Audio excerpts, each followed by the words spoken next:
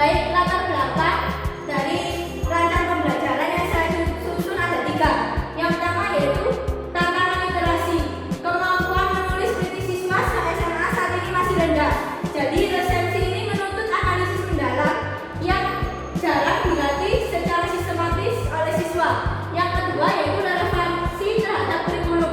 Resensi karya fiksi merupakan bagian penting capaian pembelajaran bahasa Indonesia kelas 11 dalam kurikulum Merdeka saat ini.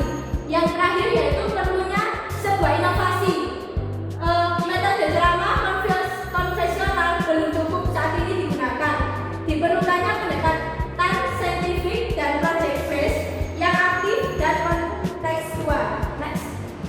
Baik, tujuan rancang pembelajaran saya ada 3. Yang pertama yaitu memahami dan mengevaluasi secara kritis konsep dari karya resensi karya fiksi. Yang kedua yaitu menganalisis struktur serta kaidah pembahasan resensi secara sistematis.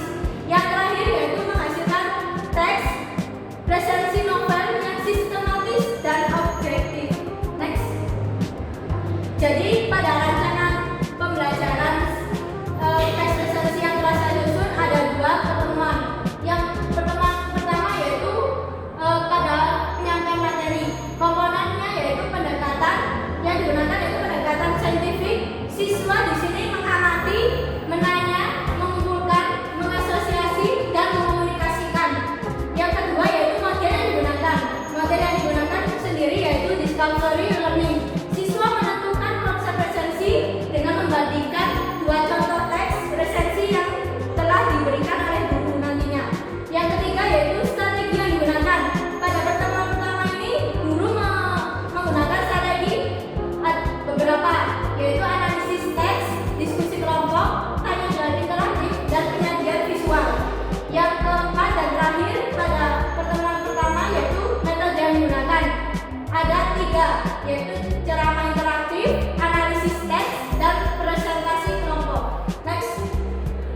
Baik, untuk pertemuan kedua lebih fokusnya pada praktik menulis resensi novel. Ada beberapa tahapan. Yang pertama, siswa membuat kerangka resensi dan guru akan mengecek kesiapan catatan novel pada siswa. Yang kedua, siswa akan menulis resensi sesuai dengan struktur teks resensi yang berisi tentang identitas, pendahuluan, sinopsis, analisis, penilaian, dan rekomendasi. Yang ketiga, yaitu siswa akan menentukan draft dan memberi komentar terhadap teman sebaya mereka. Dan yang terakhir, revisi berdasarkan masukan dan guru. Jadi di sini sistemnya per-review. Next. Baik, strategi dan metode pembelajaran. Di sini strategi dan metode pembelajarannya dari pertemuan 1 dan pertemuan kedua itu berbeda. Pertemuan pertama menggunakan analisis teks, diskusi kelompok, tanya jawab, interaktif, dan penyajian secara visual. Sedangkan pada pertemuan kedua di sini menggunakan penugasan mandiri, writing conference, review, dan scaffolding. Di sini fokus pada siswa menghasilkan sebuah karya resensi. Baik, next. Baik, selanjutnya yaitu sistem penilaian pembelajaran.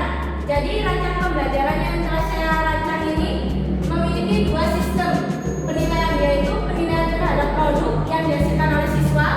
Yang kedua, penilaian proses siswa. Baik, untuk penilaian produk sendiri mencakup beberapa hal. Yang pertama, kelengkapan